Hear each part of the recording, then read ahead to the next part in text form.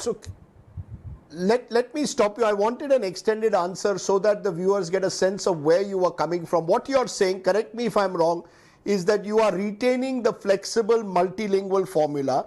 However, Yes. you feel that in the early years for cognitive knowledge, including in science subjects, the mother tongue would be useful. Hence, there is a recommendation that up to class 5, the medium of instruction be in the mother tongue, but there is no imposition of any kind, whether it's mother tongue, whether it's Hindi, or whether it's English. Flexibility is the way forward. What you've done is a suggestion. Am I correct? When you say wherever Yes. possible, till It's class correct. 5, it should be Yes. in mother tongue or a regional language. Am I correct?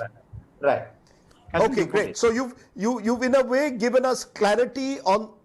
Okay, you've given us clarity on that issue. Give us clarity then on the other issues that trouble us, because there are those who believe that if you use the mother tongue till class 5 and beyond, the students of poorer backgrounds would never be able to catch up with their English, which is an extremely competitive language. So there is a recognition of that also, presumably. Am I correct? That you do need English at times in schools to get a competitive edge later in life.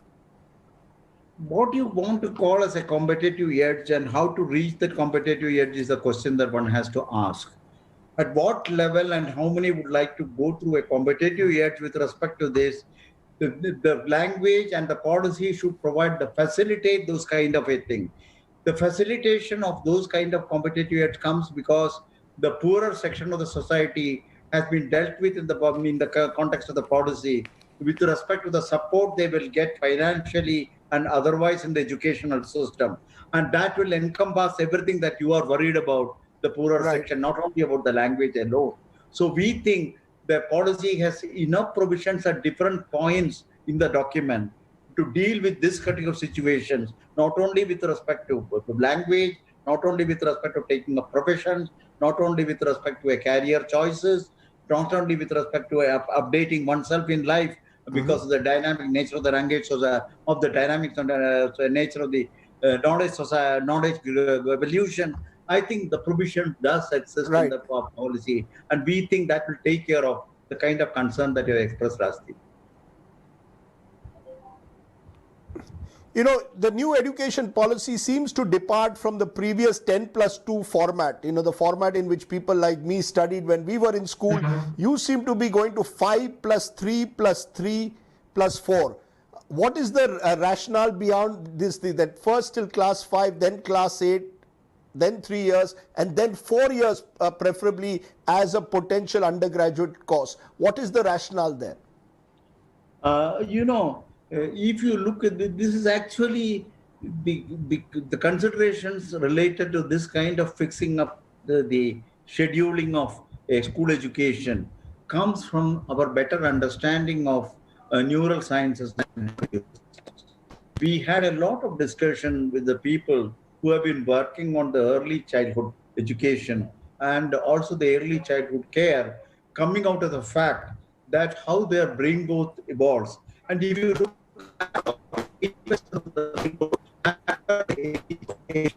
that is a tremendous potential region for picking up knowledge, assimilating knowledge, and comprehending information.